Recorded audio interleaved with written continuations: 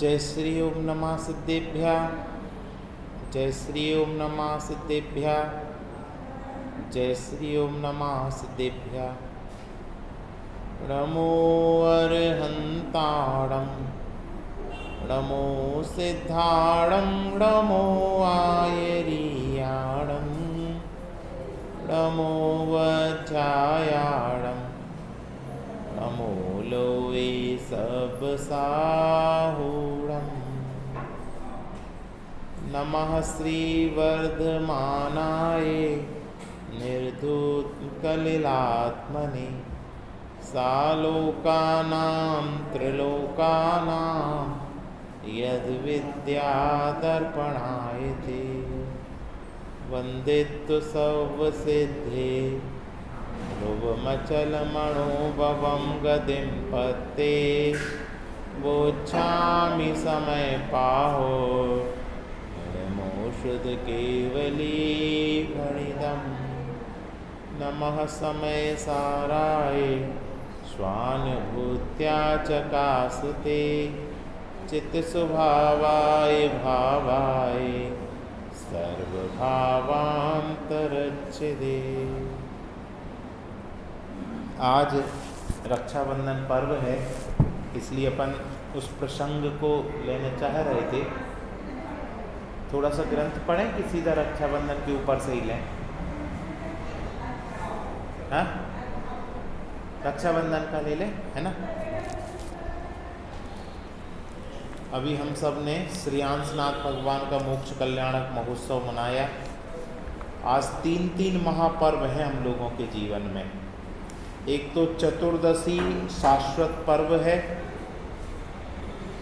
दूसरा श्री अंशनाथ भगवान का मोक्ष कल्याणक महोत्सव है, और तीसरा रक्षाबंधन पर्व है। अगर पर्व के हिसाब से देखें तो तात्कालिक पर्व भी हैं और शाश्वत पर्व भी है। इसमें से शाश्वत पर्व कौन सा है? चतुर्दशी शाश्वत पर्व है, शाश्वत हर काल में होती है। लेकिन जो श्री अंशनाथ भगवान का पर्व है ये कालवाचक पर्व है, और रक्षाबंधन की जो कथा है ये व्यक्तिवाचक पर्व है। ये अकंपनाचार्य और विष्णु कुमार मुनिराज के निमित्त से ये घटना घटी, इस कारण ये पर्व है। इस प्रकार से तीन पर्व हमारे जीवन में आए हैं। अतः आज का दिन हमें बहुत ही शांति से, बहुत ही समता से मुनिराजों को याद करते हुए, उपसर्गों को निवारण याद करते हुए वात्सल्य की प्रेरणा देने वाला पर्व है।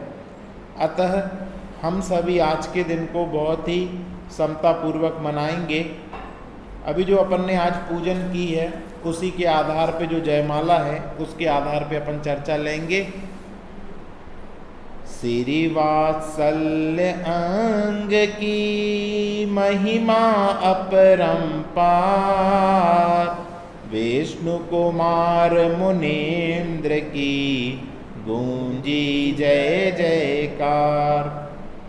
इस दोहे से क्या समझ में आया अपन को?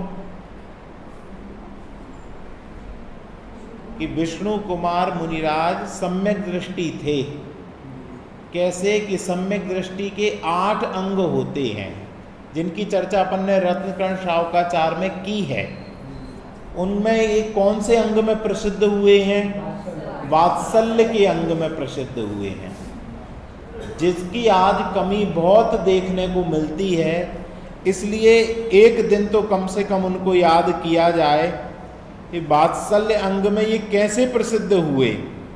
कि ये उच्च पद में थे, मुनि अवस्था में थे, और मुनि अवस्था को त्याग कर अपना पद छोड़कर गृहस्थ की अवस्था में आना, यानी 7वीं क्लास से 4थी क्लास में आ जाना, और फिर मुनिराजों की रक्षा करने का भाव होना।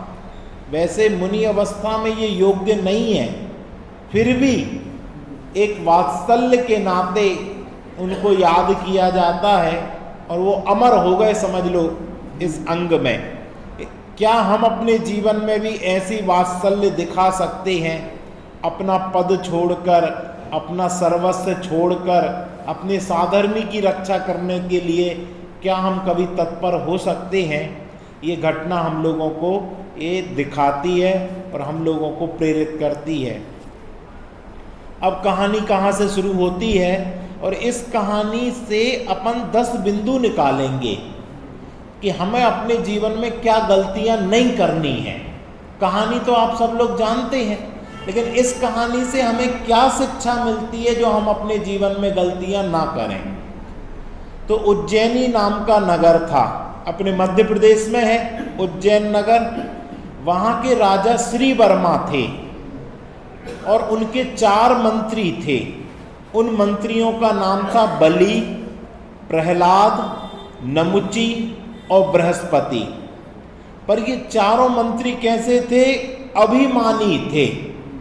ये अभिमानी, अपने आप को सब कुछ मानना, अपने आप को बड़ा मानना, अपने आप को सत्य मानना, हम ही सब कुछ हैं। तो कभी कभी हम लोग भी अपने जीवन में, ये पहला पॉइंट निकला इस कहानी से, हम भी कभी कभी अभिमान को पुष्ट कर देते हैं। और वास्तव में ये कहें कि जब तक सम्यक दर्शन नहीं होता है, मान कसाय जीव पर हावी रहती है। क्या कहा? जब तक सम्यक दर्शन नहीं होता है, चारों कसाएं निरंतर जीवों को हावी रहती हैं। जीव कसायमय ही होता है और वो अनंतानुबंधी के रूप में होती है। क्या अपन को लग रहा होगा बलि आदि तो बड़े अभिमानी थे, अपन कैसे हैं? जब तक सम्यक दर्शन नहीं है तब तक अमीर को तो अभिमान होता ही है, लेकिन गरीब को भी अभिमान होता है। राकेश भैया, गरीब को कैसा अभिमान? गरीब को ऐसा अभिमान होता है कि नहीं है हमारे पास महल, नहीं है हमारे पास गाड़ी, नहीं है हमारे पास बंगला, लेकिन हम एक झोपड़ी में हैं तो हम एक झोपड़ी के स्वामी हैं। वो अपना स्वाभिमान बना के रखता है। ये सही है? कहते हमें उनके पास नहीं जाना, हमें उनसे कुछ नहीं मांगना, लेकिन हमारे पास जो है हम उसी के अधिपति हैं। तो ये भी एक कसाय है कि नहीं है? ये बात हम लोगों को आज के दिन सीखना चाहिए। ये जो 4 मंत्री थे, तो ये 4 मंत्री भी अभिमानी थे। ये राजा को कुछ नहीं समझते थे। अरे हम मंत्री हैं, हम राज्य का देख रेख कर रहे हैं, हम सारी व्यवस्थाएं देख रहे हैं, हम ही सब इसके कर्ता हैं। ऐसा अभिमान उनके चलता था और इस अभिमान के कारण जीव को कभी सम्यक दर्शन नहीं होता। पंडित जी साहब का वचन बोलो।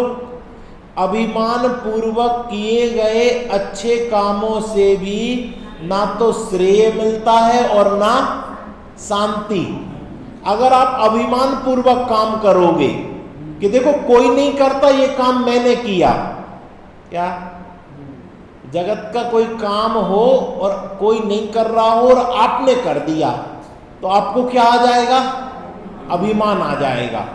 और अभिमान आने पर काम तो होगा, लेकिन आपको ना तो लोग श्रेय देंगे और ना आपको शांति मिलेगी। जैसे आपने बोल दिया 1 लाख रुपए हमारी तरफ से बोल दो आज मंदिर में, आपने बोले कि देखो, और फिर बाद में क्या बोलते, देखो कोई तो पैसा देता नहीं, हमें ही ने 1 लाख रुपए दिए, और कोई तो आगे आता नहीं, हमें ये काम करवा रहे। तो अब लोग क्या समझ जाएंगे? अरे ये मानी व्यक्ति है, ये अपनी अपनी सीख बगाड़ता है, अपनी अपनी बताता है, इससे दूर ही रहो। तो ना तो तुम्हें श्रेय मिला, और जब सब तुमसे दूर हो गए तो तुम्हें शांति मिलेगी? नहीं मिलेगी। तो इस कहानी से पहली शिक्षा ये मिली कि हमें कभी जिंदगी में अभिमान नहीं करना चाहिए। ये चारों मंत्री अभिमानी थे। मंत्रियों के नाम क्या क्या हैं? कौन बता देगा चारों के नाम? हाँ, ये बलि, प्रहलाद, नमुची और बृहस्पति, ये चारों कैसे थे? अभिमानी।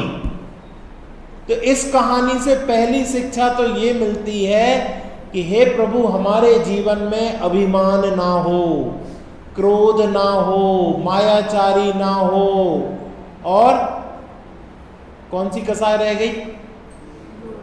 लोभ ना हो। ये 4 कसाएं। आगे तो जब अकंपनाचार्य आदि संग मुनियों का नगरी में आया तो 7 शतक मुनियों के दर्शन करके नृप श्री वर्मा तो हर्षाए कि हम धन्य हो गए, हमारे नगर में 700 मुनिराज पधारे हैं, धन्य है हमारा ये सौभाग्य कि आज हम उनका पड़गाहन करेंगे, उनको आहार कराएंगे, उनके निमित्त से हमें तत्व चर्चा सुनने को मिलेगी, संसार शरीर भोग वैराग्य के कारण होंगे, इनसे हमें विरक्ति होगी और हम मुक्ति के मार्ग में अग्रसर होंगे। तो जब मुनि राजों का संग नगर में आता था तो वहां का राजा हर्षित हो जाता था, आज हमारा सौभाग्य जगा है। पूरे नगर में घोषणाएं करवा देता था कि सब काम धाम छोड़ो, सब लोग मुनिराजों की सेवा, सुश्रूषा, वैयवृत्ति, आहार दान आदि में लग जाओ। आपको राज के खजाने खोल देता था कि जिसको जो चाहिए वो लो और आप तो भगवान मुनिराजों की भक्ति में लगो। ऐसा समय था। तो वो बड़े प्रसन्न चित्त हुए, लेकिन उनके मंत्री कैसे थे? बड़े अभिमानी मंत्री थे। तो उनने क्या कहा कि चलो, हमारे राजा तो बेवकूफ है, वो तो वैसे ही हर्षा रहे, जरा टेस्ट करके देखें, इन मुनिराजों की परीक्षा करके देखें कि क्या ये वास्तव में ज्ञानी है कि ढोंगी है। उन मुनिराजों के संग के नायक कौन थे? आचार्य अकंपनाचार्य, वो अवधि ज्ञानी थे। उनने अवधि ज्ञान से जान लिया था कि इनके चारों मंत्रियां अभिमानी हैं, ये व्यर्थ का वाद विवाद करेंगे और हार जीत का लक्ष्य लेंगे। अगर जीत गए तो भी ये जैन धर्म का हिरास करेंगे, हार गए तो भी ये बैर से जैन धर्म का हिरास करेंगे। जीत गए तो मानी होंगे, हार गए तो क्रोधी होंगे, कसाई ही पुष्ट होगी। इसलिए क्या करना? मौन हो जाना।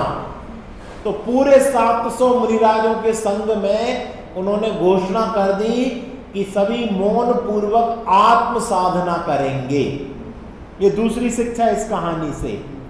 हमें भी अपने जीवन में जब कसायों का प्रसंग आए, हमको भी भास जाता है कि ये व्यक्ति लड़ने आ रहा है, ये अभिमान से आ रहा है, ये अभी भी कथा करेगा, ये चोर कथा करेगा, स्त्री कथा करेगा, भोजन कथा करेगा, राजनीति की कथा करेगा। तो हमें क्या हो जाना चाहिए? मौन हो जाना चाहिए। पर आज हम सबके जीवन में, मुमुक्षुओं के जीवन में से मौन चला गया है। बताओ, आखिरी बार आप दिन भर को कब मौन धारण किया था? आखिरी बार हमने तो अपने पूरे जीवन काल में कभी मौन धारण नहीं किया। मुझे आज भी वो दिन याद है, 25-30 साल पहले चतुर्दशी का 10 लक्षण में पर्व होता था तो पुरानी माताएं बहनें मौन ले लेती थी। आज चतुर्दशी का पर्व है तो हम मौन से रहेंगे। लोग कहते थे, अरे ये क्या पागलपन है, ये क्या ढकोसला है। ढकोसला नहीं है, ये परम तप है। ये मौन रहना यानी आज किसी से राग द्वेष नहीं करना, कसाएं नहीं करना। ये प्रतिमाएं जो ली जाती है ना, तो एक प्रतिमा होती है अंतरंग प्रतिमा, एक बहिरंग प्रतिमा, या एक निश्चय प्रतिमा, एक व्यवहार प्रतिमा। तो व्यवहार प्रतिमा में क्या होता है? कसायों का घटना, और निश्चय प्रतिमा में होता है राग द्वेष का मंद होना। बताओ एक ही चीज है कि अलग अलग? ये दोनों अलग अलग हैं लेकिन एक ही काम के लिए है कि साहब एक ही बात तो है, कसायों का घटना और राग द्वेष का मंद होना। एक कहने वाले कितने लोग हैं? एक कहने वाले हो तो बताओ कि भैया एक इसलिए नहीं है क्योंकि कसायों की मंदता तो मिथ्या दृष्टि के भी हो जाती है। क्या? कसायों की मंदता तो मिथ्या दृष्टि के भी हो जाती है, लेकिन राग आदि का घटना सम्यक दृष्टि के ही होता है। इसलिए कसायों की मंदता तो हमारी पूर्व भाव में कई बार हुई और कसायों की मंदता से हम द्रव्य लिंग धारण करके ग्रेवियक तक गए, लेकिन उसके बाद क्या हुआ? कहते चे था वर्तन धरे यो परिवर्तन। इसलिए राग द्वेष के अभाव का प्रयत्न करें।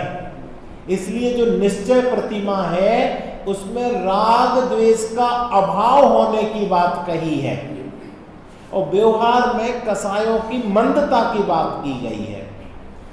तो ये जो चारों मंत्री थे ये अभिमानी थे।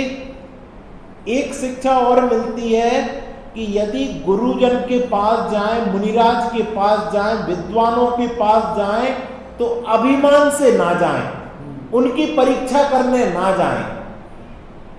आप जिज्ञासा से जाएं तो आपको समाधान मिलेगा, और आप परीक्षा करने जाओगे तो कसाएं पुष्ट होंगी। आपके नगर में भी विद्वान आते हैं, आप भी 50 साल से स्वाध्यायी हो, तो अपन विद्वानों के पास कैसे जाते? देखें जरा इनकी परीक्षा करके कितना आता है, तो आपको समाधान मिलेगा। अगर उन विद्वान ने आपको आपसे ज्यादा बता दिया तो आपको अभिमान आपका पुष्ट होगा। नहीं, आप ज्यादा जानते हो तो आपका अभिमान पुष्ट हो जाएगा, और आपसे ज्यादा अगर उनने बता दिया तो क्रोधादि पुष्ट होंगे। ये शिक्षा भी लेना कि कभी हमें मुनिराज या विद्वानों के पास जाएं तो अपना ज्ञान बताने के लिए ना जाएं, अपनी जिज्ञासा प्रस्तुत करने के लिए जाएं तो आपको समाधान होगा। पंडित जी साहब का वचन फिर बोलो, जिन मंदिर जिज्ञासा लेके जाना और समाधान लेके आना। और अपन कभी जिज्ञासा लेके आते? आज रक्षाबंधन का पर्व है, आज हम भी मंदिर से कुछ शिक्षा लेके आएंगे। आज कैसा रक्षाबंधन का पर्व जैन धर्म में होता है, कैसे विष्णु कुमार ने वात्सल्य अंग में प्रसिद्ध हुए, हमारे जीवन में भी क्या कभी वात्सल्य आएगी? हमारे साथ कभी विवाद होता है तो हम क्या कर जाते? हम मौन हो जाते, चुप हो जाते। विष्णु कुमार मुनिराज भी तो मौन हो सकते थे, ये भी तो कह सकते थे हम हमारे पास क्यों आए हो, हम तो 6वें 7वें गुणस्थान में झूलने वाले मुनिराज हैं। ये तो श्रावकों का काम है, हम मुनियों का काम है क्या? हमारा काम तो क्या है? मुनिराजों का काम क्या है? ज्ञान ध्यान सेवा नहीं दूजा कोई काज है। कह सकते थे कि नहीं, लेकिन उन्होंने कहा नहीं, हम पद छोड़कर, तो हम श्रावकों को कभी भी किसी प्रकार की समस्या आ जाए तो वहां ज्ञान ध्यान नहीं करना चाहिए, वहां ज्ञान ध्यान का उपयोग करके समता से शांति से कैसे रास्ता निकले ये निकालना चाहिए। तो उल्टा हो गया, ग्रस्त तो हो गए मौन और मुनिराजों को उसका समाधान करना पड़ा, उचित नहीं है। ख्याल में आया?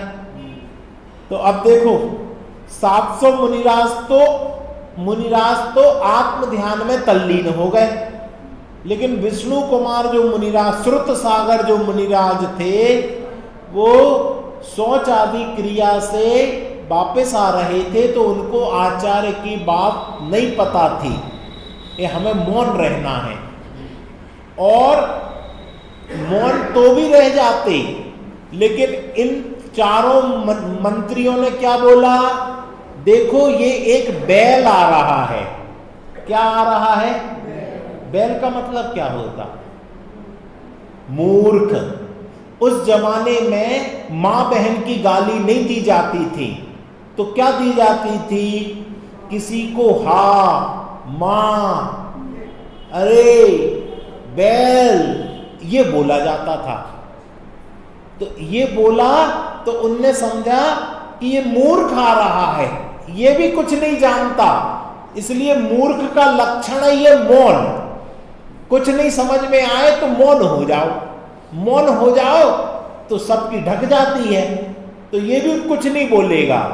इनका जैन धर्म ही खोटा है, जैनी सब मूर्ख होते हैं, ऐसा करके वचन बोलने लगे। तो इन्होंने कहा क्या बोलते हो तुम? जैन धर्म में कुछ तत्व नहीं है, कुछ सिद्धांत नहीं है, वो मूर्खों का धर्म है, सब मौन रहते हैं, ये नग्न रहना बेकार है। हाँ ऐसा ही है, कैसे कहते हो? तो उन्होंने अपने तर्क प्रस्तुत किए, तो इनने सारे तर्कों का खंडन कर दिया। किन्ने कर दिया? किन्ने? श्रुत सागर। वो श्रुत के सागर थे, नाम क्या था? श्रुत सागर। वो श्रुत के सागर थे, यानी उनके अंदर द्वादशांग रूपी श्रुत, 6 द्रव्य, 7 तत्व, 9 पदार्थ, 5 आस्तिकाय, 3 लोक, सारा जिनागम का मर्म था उनके पास। और उनके सामने कोई कह दे कि जैन धर्म तो शून्य है, शून्य, तो मान लेगा कोई? आज हम विवेकानंद को तो याद करते हैं, लेकिन श्रुत सागर को याद नहीं करते। विवेकानंद ने क्या किया था कि विदेश में शिकागो में धर्म की संसद लगी थी, वहां हिंदू धर्म के बारे में स्पीच दी थी, और आज तक उनको उस स्पीच के लिए याद किया जाता। पर कभी श्रुत सागर को आप याद करते हो कि जिन श्रुत के सागर ने इन चारों मंत्रियों के सामने जैन धर्म की व्याख्या की, और ऐसी व्याख्या की कि उनके सारे कुतर्क धराशाही हो गए और जैन धर्म की स्थापना हुई। क्या हमें पता ही नहीं कि ऐसे श्रुत के सागर भी हमारे मुनिराज हैं? फिर क्या हुआ कि वो चारों हार गए, तो वो अपमानित हुए, राजा के सामने थे। अब राजा के सामने सभी अपमानित हो गए। अपमानित हो गए तो क्या मुंह ले, क्या मुंह लेकर राजा के सामने अब रहेंगे? तो उन्होंने कहा कि जिसने मुझे अपमानित किया उसको खत्म कर दो। क्या कर दो? खत्म। तो रात को वो सब तलवारें लेकर आए कि कहां है ये विष्णु कुमार मुनि, इसको खत्म कर देंगे, श्रुत सागर। लेकिन जो आचार्य अकंपनाचार्य थे वो अवधि ज्ञानी थे, उनने अवधि ज्ञान से जान लिया कि ये रात में आएंगे और पूरे मुनि संघ पर उपसर्ग होगा, और हमारे जो मुनिराज हैं उन सब का दायित्व तो किसका होता है? आचार्य का। कहां पढ़ा आपने? मोक्ष मार्ग प्रकाशक में टोडरमल जी ने पंच परमेष्टि का स्वरूप लिखा, उसमें आचार्य परमेष्टि का स्वरूप लिखा। उसमें क्या लिखा कि आचार्य का ये काम होता है कि मुनि संघ में सभी मुनिराजों की संभाल करना, दीक्षा देना, उनको प्रायश्चित विधि से शुद्ध करना, उनकी शंकाओं का समाधान करना। तो अब हमारे संघ पर इतनी बड़ी आपत्ति आ रही है, तो उनने श्रुत सागर को बुलाया और उनसे कहा कि तुम जिस स्थान पर तुमने वाद विवाद किया था उसी स्थान पर जाकर ध्यानस्थ खड़े हो जाओ।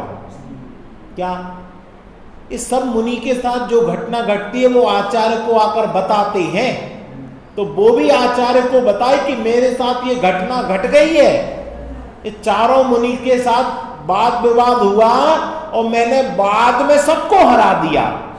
तो वो क्या सोच रहे थे, मुनिराज हमें तारीफ करेंगे, हमें कुछ इनाम देंगे, हमें कुछ उपाध्याय की डिग्री दे देंगे और पूरे मुनि संघ में घोषणा करेंगे।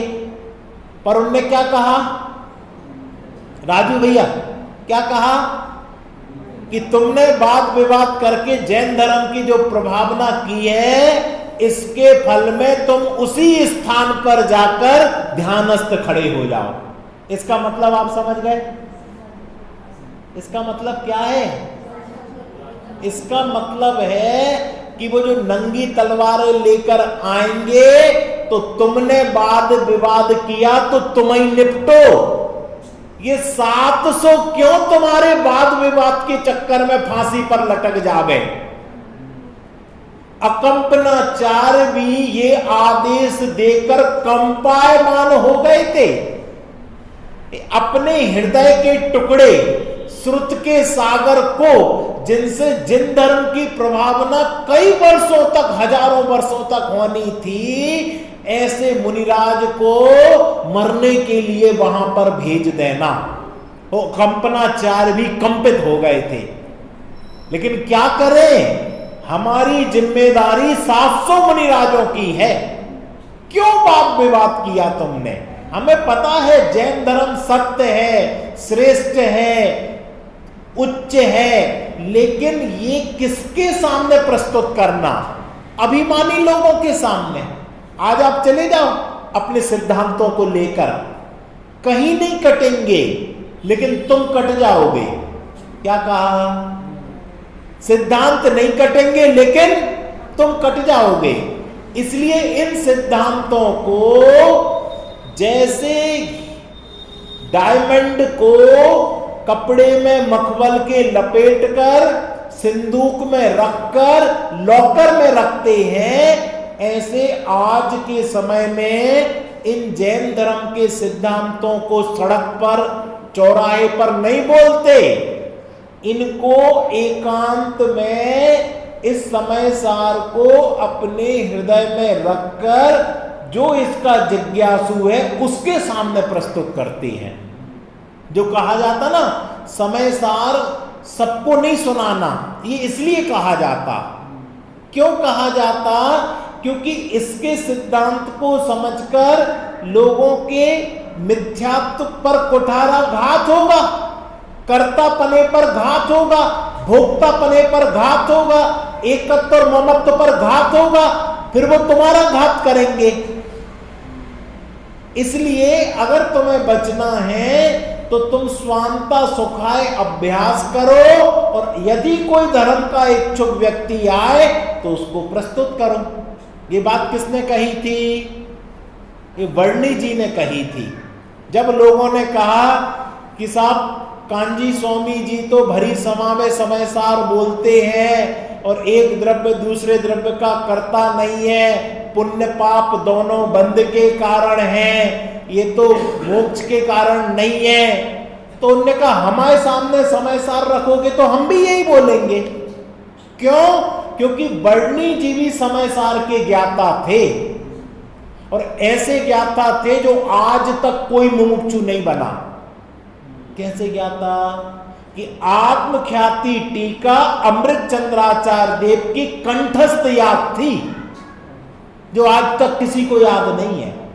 ऐसे ज्ञाता थे, इतने पाठी थे, लेकिन वो ये जानते थे कि यदि ये सिद्धांत हमने सामान्य लोगों के सामने रखा तो लोग अभिमानी, कर्तृत्व के भाव से लदे हुए, पुण्य में धर्म मानने वाले, निमित्त को कर्ता मानने वाले, ये हमें का विरोध कर देंगे।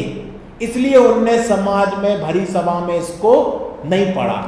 लेकिन गुरुदेव का तो पुण्य ही कोई दूसरे टाइप का था, उनका तो पुण्य प्रभावना योग अलग ही था। उनकी सोच ये थी कि जब मुझे निधि मिली है तो कोई इससे वंचित क्यों रह जाए, इसलिए उन्होंने भरी सभा में समय सार के तत्व को, फल देख लो आप, बर्नी जी के कितने फॉलोअर्स हैं और गुरुदेव श्री के कितने फॉलोअर्स, ये फल देख लो ना कि यदि आप निधि को लुटाओगे तो वो खत्म नहीं होती, दूनी चौगनी 10 गुनी लाख गुनी बढ़ती है। लेकिन उसके साइड इफेक्ट भी हैं, लोग निश्चयाभासी भी हुए, लोग स्वच्छंद भी हुए। पर टोडरमल जी ने कहा, क्या कहा कि यदि गधा मिश्री खा के मर जाए तो सज्जन लोग मिश्री खाना नहीं छोड़ देते। अगर समय सार को पढ़कर कुछ लोग स्वच्छंदी हो जावे, निश्चयाभासी हो जावे, तो इसके फल में लाखों लोगों का सम्यक दर्शन हम क्यों रोक देवे, कि हम उनको समय सार क्यों ना बतावे। इसलिए विद्वानों के अलग अलग मंतव्य हैं, उन मंतव्य को समझकर एक राह पे नहीं चलना चाहिए। अपन स्यादवादी हैं, स्यादवाद से निर्णय करना चाहिए। यदि वर्णी जी ने कोई बात कही है तो उसकी भी अपेक्षा है, यदि गुरुदेव श्री ने कोई बात कही है तो उसकी भी अपेक्षा है। और अपेक्षाओं को समझना, ये स्यादवादी हैं। लेकिन हम भूल गए कि हम स्यादवादी हैं। स्यादवाद किसे कहते हैं? बोलिए, नागपुर से पधारे। स्यादवाद किसे कहते हैं? किसी अपेक्षा से कथन करना। स्याद किसी अपेक्षा, वाद कथन करना। और हम हमेशा सर्वथा कथन करने लग गए। पुण्य है सर्वथा है। आप मंदिर में नहीं आ सकते, आप ये पीली धोती पहन के आए हो, सफेद कुर्ता पजामा पहने हो, ये पुण्य के उदय से पहने हो। आज आप निराकुल होकर यहां बैठे हो, दुकान नहीं खोली है, ये पुण्य के उदय से है। और भाई साहब, अगर पुण्य है तो आप मंदिर नहीं आ पाओगे, आप पूजन नहीं कर पाओगे। आप चाय की दुकान खोल लोगे सुबह 6 बजे से, आजीविका नहीं रहेगी आपकी, और एक एक पैसा कमाने के लिए आप लगे रहोगे। आज आप निराकुल होकर यहां बैठे हो तो काय के फल में? पुण्य के फल में। और आप गालियां दे रहे पुण्य के लिए। पुण्य तो है, छोड़ने लायक है। अरे अपेक्षा समझो कब है? मोक्ष मार्ग में है, धर्म मानने के लिए है। लेकिन लौकिक जीवन में बिना पुण्य के एक रोटी का टुकड़ा तुम्हारे अंदर नहीं जा सकता। पुण्य चाहिए। तो ये स्यादवाद से समझना कि कोई भी कथन है तो किस अपेक्षा किए जा रहे हैं। लेकिन हम अज्ञानी जीव सर्वथा लगा लेते, ये तो साहब इनकी कह रहे, इनकी कह रहे, इनकी कह रहे। क्यों कह रहे? ये तो पूछो भैया, क्यों कह रहे आप इनकी? इसलिए कह रहे कि आप स्वाध्याय नहीं करते और उनको सुनते हो तो तुम्हारा काम नहीं होगा। इसलिए कह रहे कि तुम्हें थोड़ा सा मनुष्य भाव मिला है, क्या पता कब अटैक आ जाए और कब चले जाओ। पहले 3 अटैक के बाद जाते थे लोग, लेकिन कोरोना के बाद क्या हो गया? पहले ही अटैक में हॉस्पिटल नहीं पहुंच पाओगे, पहले ही अटैक में जाओगे। इसलिए अब कब अटैक आ जाए और कब चले जाओ, इसका भरोसा नहीं है। इसलिए क्या करो? इसलिए जितना जीवन बचा है, स्यादवाद से एक लाइन पढ़ना। जिनागम की एक लाइन पढ़ो तो उसमें स्यादवाद लगाओ, और स्यादवाद नहीं लगा के तुमने 30 साल पढ़ा तो वो पढ़ना रहा। क्यों? क्योंकि बिना स्यादवाद के पढ़ा तो तुमने एकांत पुष्ट किया, और एकांत पुष्ट किया तो सम्यक दर्शन नहीं हुआ। और तुम स्यादवाद से पढ़ते, अपेक्षा समझ के पढ़ते, तो कभी भी तुम्हें समझ में नहीं आता क्या कि भाई साहब हम पूजन करें कि नहीं करें। कोई विद्वान आता है कहता पूजन करो, कोई विद्वान आता कहता ये तो शरीर की क्रिया है, कोई विद्वान आता कहता ये तो शुभ भाव है। समझ में ही नहीं आता कि करें। कोई कहता कि भैया पूजन करोगे तो जिन दर्शन करके निज दर्शन की प्राप्ति होगी। समझ में नहीं आता क्या करें। क्यों नहीं समझ में आता? तुम्हें स्यादवाद लगाने नहीं आता है। जब आपको कहा जा रहा है पूजन करो तो वहां पर खड़े हो, धोती दुपट्टा पहनो, अष्टद्रव्य लो, और जब भगवान की मुद्रा को देखो तो उसमें अपना प्रतिबिंब देखो। भगवान को मत देखते रहो, उनमें अपना बिंब देखो। बिंब तुम हो और वहां पे प्रतिबिंब आएगा, और फिर वहां पर पूजा का भाव भी विलय करके तुम सम ही निज में थिर हो, यहां तक पहुंचो। ये है जैन धर्म। इसलिए स्यादवाद लगाना आ गया तो आपको सम्यक दर्शन की कला आ गई, और आपने सर्वथा कथन को माना तो या तो आप व्यवहाराभासी हो जाओगे, या निश्चयाभासी हो जाओगे, या उभयाभासी हो जाओगे। तो श्रुत सागर को वहां खड़े रहने की आज्ञा दे दी कि जाओ वहीं खड़े हो जाना।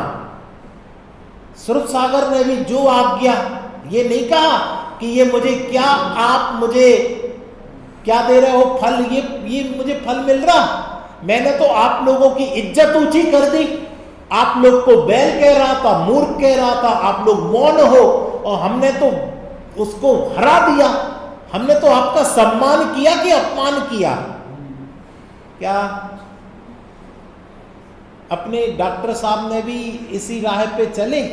जब योगेश जी वाला केस हुआ तो डॉक्टर साहब ने भी यही कहा था, जो अकंपनाचार्य ने कहा था कि भाई साहब हमें पता है कि आप विद्वान हो, आप सत्य हो, लेकिन कहां बोलना, किसके सामने बोलना? लेने के देने पड़ गए। और बाद में भी बोला कि भैया कोई क्षमा मांगने से अपन छोटे नहीं हो जाएंगे। क्यों? हमें तुम्हारी अकेली चिंता नहीं है, हमें इन 700 की चिंता है। किनकी? हम 700 की। क्यों? क्योंकि ये 700 गांव जाएंगे, 700 पाठशालाएं चलेंगी, 700 मंदिरों में समय सार चलेगा।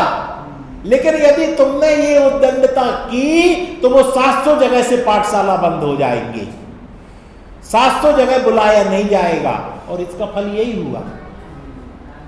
इसलिए कोई बड़े लोग कहते हैं तो उसके पीछे बड़ा मंतव्य होता है, बड़ी सोच होती है, उसको स्वीकार करना चाहिए। घटना आपको पता है, कहानी आपको पता, मैं तो उसमें से सिद्धांत आपको बता रहा हूं कि क्या सिद्धांत निकालना। तो क्या सिद्धांत निकालना? कि सही तत्व पता होने के बावजूद भी अभिमानी, क्रोधी, लोभी, मोही के सामने मत बोलना। सही तत्व पता हो तो भी मौन रहना, मौन रहकर साधना करना, ये तत्व निकलता है। इसलिए अकंपनाचार्य ने कहा वहीं जाकर मौन पूर्वक खड़े हो जाओ, साधना करो। अभी तुम्हें साधना की जरूरत है। और वे मौन खड़े हो गए। अब देखना, यहां पर एक प्रश्न चिन्ह खड़ा करेंगे। वो रात में चारों मंत्री आए, और चारों मंत्री ने देखा अरे ये तो यही मिल गया, अब हमें खोजना नहीं पड़ेगा 700 में, यही मिल गए, चलो काम तमाम करें। और जैसे ही उनने तलवार निकाली, और जो वन देवता थे उनने कीलित कर दिया। क्या हर समय देवता मदद कर देते हैं? देवता हर समय मदद नहीं करते। कई ऐसे, बताओ, पांडव लोग के पास सत्य नहीं था क्या? पांडव मुनिराजों पर उस समय कौन से देवता आ गए थे? किन्ने उनको कीलित कर दिया था? दुर्योधन के भांजे को नहीं किया। इन पर भी तलवार चल जाती, सिर कलम हो जाता, शरीर छिन्न भिन्न हो जाता।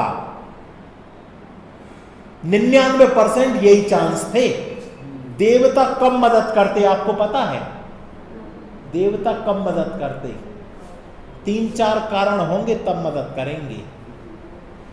टोडरमल जी ने लिखा है, बोलो, इतने स्वाध्यायी हो, स्वर्ग के देव आकर कब मदद करते हैं? हैं? एक कारण हो गया। और बोलो बेटा, तुम बोलोगी? पढ़ा है, जब उनका तीव्र कसाय का उदय होगा तो मदद नहीं करेंगे, अति मंद कसाय का उदय होगा तो मदद नहीं करेंगे। क्या? देवता तीव्र कसाय का उदय होगा तो वो नंदन वन भोग भोगने जाएंगे कि तुम्हारी मदद करने आएंगे? भोग भोगने जाएंगे। और मंद कसाय का उदय होगा तो वो जिन मंदिर जाएंगे कि तुम्हारी मदद करने। और अधिकतर स्वर्ग में यही चलता है, तीव्र कसाय होगी कि मंद कसाय होगी। मध्यम कसाय होगी तो वो मदद करने आएंगे। कब आएंगे? और मध्यम कसाय बहुत कम होती है। इसलिए मुनिराजों पर इतने उपसर्ग हुए, इस घानी में पेल दिया। कौन मदद करने आया? कितने मुनिराजों को पेला था? 500 मुनिराज थे, आ जाते?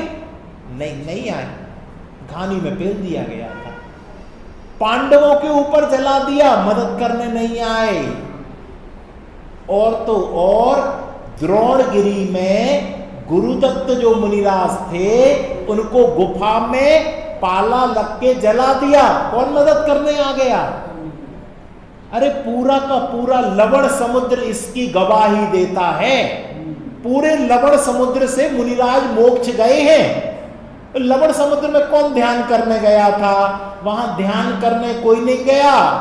बैरी देव आते थे, मुनिराज को सुमेरु पर्वत ले जाते थे और वहां से लवण समुद्र में फेंकते थे, और वो ध्यान में लीन होते थे और उनको केवल ज्ञान और मोक्ष हो जाता था।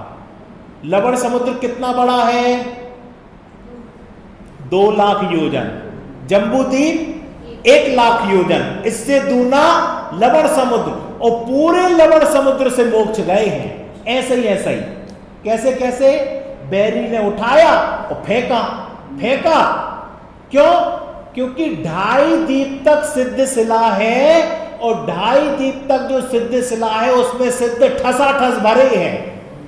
और सिद्ध ऐसे नहीं कि जम्बू द्वीप से मोक्ष गए सो खिसक के लवण समुद्र के ऊपर पहुंच गए, ऐसा नहीं होता। वो तो जहां से गए वहां विराजमान। तो पूरे 2 लाख योजन के लवण समुद्र से ऊपर सिद्ध शिला में ठसाठस भरे हैं सिद्ध भगवान। और वो कैसे सिद्ध है? उपसर्ग केवली हैं। कौन से केवली? उपसर्ग। कोई मदद करने आया देवता? कोई मदद करने नहीं आया। यहां तो इनका पुण्य का उदय था कि वो आ गया मदद करने, और वो कीलित हो गए। पर वो कीलित होने से भी काम हुआ क्या? कसाय और बढ़ गई कसाय। राजा को पता चला, राजा ने देश निकाला दे दिया, अपमानित हुए। फिर वो कहां चले गए? हस्तिनापुर चले गए। वहां के राजा को प्रसन्न कर दिया। और राजा तो ऐसे ही होते हैं, प्रसन्न होकर मांगो क्या मांगते हो। तो इनने भी कहा जब टाइम आएगा तो मांग लेंगे। और जब टाइम आया, ये 700 मुनिराज हस्तिनापुर पहुंचे, उनने मांग लिया, ये 7 दिन के लिए हमें राज्य दे दो। अब राजा भी हाथ बंधे उसके कि हमने तो वरदान दे दिया था। इसलिए कभी भी ऐसे वरदान नहीं देना कि जब मांगो क्या मांगते हो। ऐसा करके एक जन और फंस गए थे। कौन फंस गए थे? राजा दशरथ। उनने भी कैकई से कह दिया था मांगो क्या मांगती हो। उसने भी कह दिया था बाद में लेंगे। ये बाद में लेने वाले बहुत छलकट। अभी ले लो यार जो लेना हो, नहीं बाद में लेंगे साहब। ये कौन से जीव? छलिया जीव होते हैं जो छलने वाले। बाद में मौका आएगा जब लेंगे। और बाद में कैसा लिया कि 700 मुनिराज आ गए तो हम नरमेघ यज्ञ कर रहे हैं, हम दान दे रहे हैं, किमिच्छित दान दे रहे हैं, जितना चाहे उतना ले जाओ। और जब ये पता चला कि मुनिराज का संग उसके चारों तरफ अग्नि जला दी और वहां पर नरमेघ यज्ञ हो रहा है और बहाना क्या कर दिया, दान दे रहे, तो सब लोग खुश हो जाएंगे। और जब राजा के भाई जो विष्णु कुमार थे वो मुनि अवस्था में थे और उनके पास ये रिद्धि थी, तो कोई लोग उनके पास चर्चा करने लग गए कि देखो ये तो ध्यान कर रहे हैं और वहां देखो 700 मुनिराजों पर उपसर्ग हो रहा है। इनके भाई श्री वर्मा थे, उनने बलि आदि मंत्रियों को राज्य दे दिया और वो ऐसा उपसर्ग कर रहा और ये ध्यान में लीन है। अब बताओ मुनिराज का क्या कर्तव्य है, बोलो है? एक जन, हाँ बोलो। अरे मैंने कहा मुनिराज का क्या कर्तव्य है? मुनिराज का कर्तव्य है इन बातों को इग्नोर कर देना और ध्यान में लीन रहना। मैंने मुनिराज का कर्तव्य पूछा था, भाई का कर्तव्य नहीं पूछा था, राग का कर्तव्य नहीं पूछा था, कसाय का कर्तव्य नहीं पूछा था। 3 कसाय चौकड़ी के अभाव में मुनिराज का क्या कर्तव्य है कि ध्यान में लीन रहना। लेकिन वो 3 कसाय चौकड़ी का अभाव हुआ और अनंतानुबंधी बस दबी रही, बाकी 3 कसाय चौकड़ी का उदय हो गया। और उस उदय में क्या हो गया?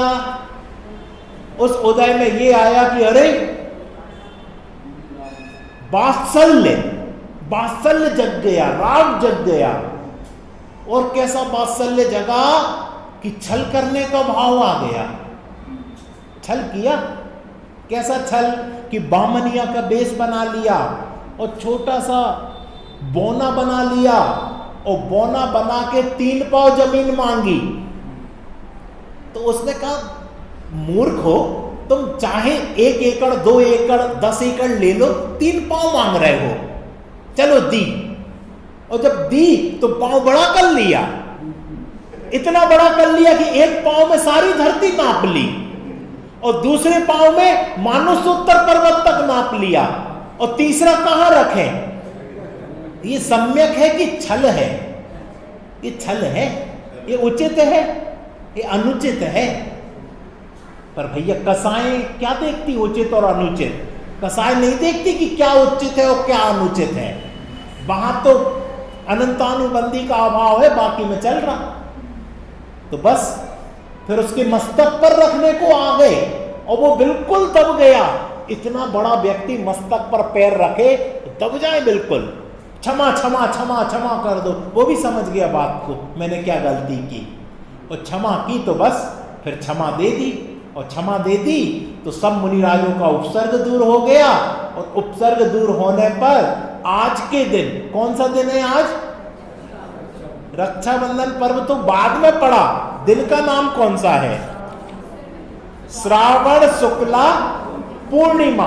आज के दिन सब लोगों ने वात्सल्य, कि देखो कितना वात्सल्य था कि अपना अहित हो जाए तो हो जाए, इनका हित हो, इनकी रक्षा हो, इनका प्रेम हो। तो हमको भी आज के दिन, हम इतने ऊंचे पद में नहीं है कि हम मुनि पद में हो, हम एक श्रावक के पद में हैं। तो एक श्रावक का ये कर्तव्य है कि हमारे जो साधर्मी भाई हैं, हमारे जो विद्वान हैं, हमारे जो मुनिराज हैं, अगर कोई विपरीत परिस्थिति, कोई संकट, कोई उनके परिवार में परिस्थिति बिगड़ जाती है तो अपने से बढ़ के उनको देखना, अपनी आजीविका से, दुकान से, पोजीशन से बढ़कर उनकी रक्षा करने का भाव हमारे जीवन में आए, उनके स्थितिकरण का भाव हमारे जीवन में आए, उनको संबोधने का भाव हमारे जीवन में आए। तो हमने रक्षाबंधन पर्व मनाया और मात्र पूजन की और एक द्रव्य की थाली दूसरी द्रव्य में चढ़ा दी और एक धागा बांध लिया और कसाएं ज्यों की त्यों हैं और परिणाम सरल नहीं है और वात्सल्यता नहीं है, तो क्या रक्षाबंधन पर्व मनाया? तो फिर आपने रक्षाबंधन पर्व नहीं बनाया। इसलिए अभी तक कठोर थे तो कोई बात नहीं। जैन धर्म में 4 अभाव हैं। कितने अभाव? और पहले अभाव का मतलब क्या है? पूर्व पर्याय का वर्तमान पर्याय में अभाव। इसको कौन सा अभाव बोलते हैं?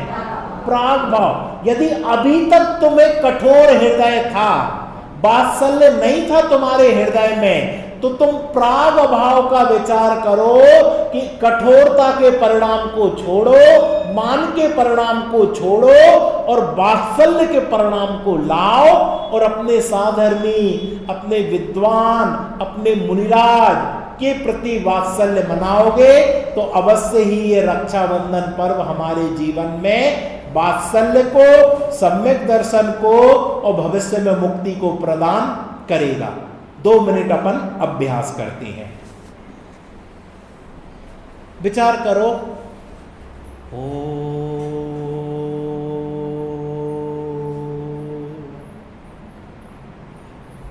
श्रुत सागर मुनिराज को ध्यानारूढ़ खड़े होने के लिए आदेश मिला।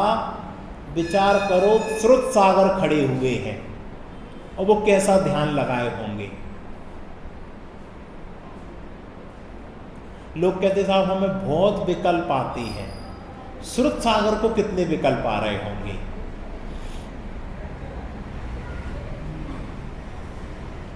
चैतन्य स्वरूपो मैं तो चैतन्य स्वरूप हूं। ज्ञान स्वरूपो मैं तो ज्ञान स्वरूपी ही हूं, शरीर रूप नहीं हूं, मुनि रूप नहीं हूं, ज्ञान ही मेरा रूप है। तलवार से कोई वार करे तो शरीर पे वार पड़ेगा, मेरे ज्ञान पर वार नहीं पड़ेगा। छेदन भेदन करेगा तो शरीर का होगा, मेरा छेदन नहीं होगा। ज्ञान स्वरूपो हम।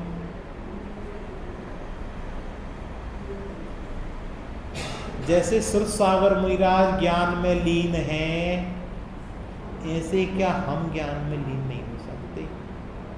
इसलिए जानो, अपने ज्ञान स्वरूप को जानो।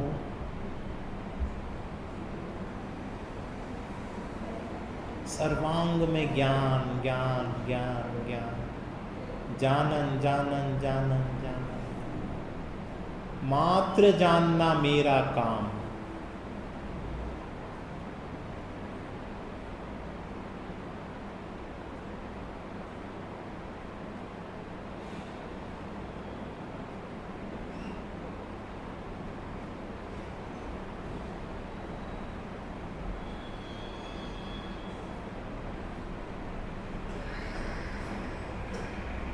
आनंद स्वरूपो मैं आनंद स्वरूप अभी मेरा स्वभाव है। वर्तमान में चखो तो आनंद आ जाए, आनंद भरा हुआ है। मिश्री को जहां से चखो वहां से मिठास, अपने स्वरूप को जहां से चखो वहां से आनंद, वहां से सुख। आनंद स्वरूपो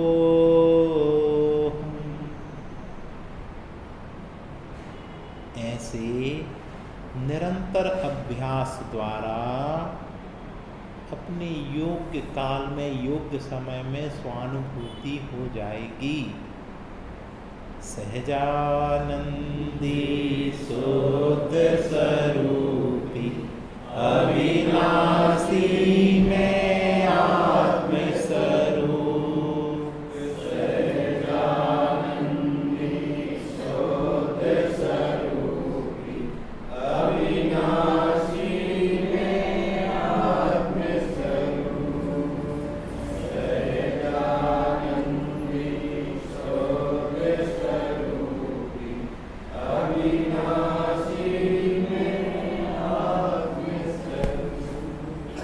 निज निधि निज ने बताई, यह अनंत उपकार है उसके लिए जिन वाणी को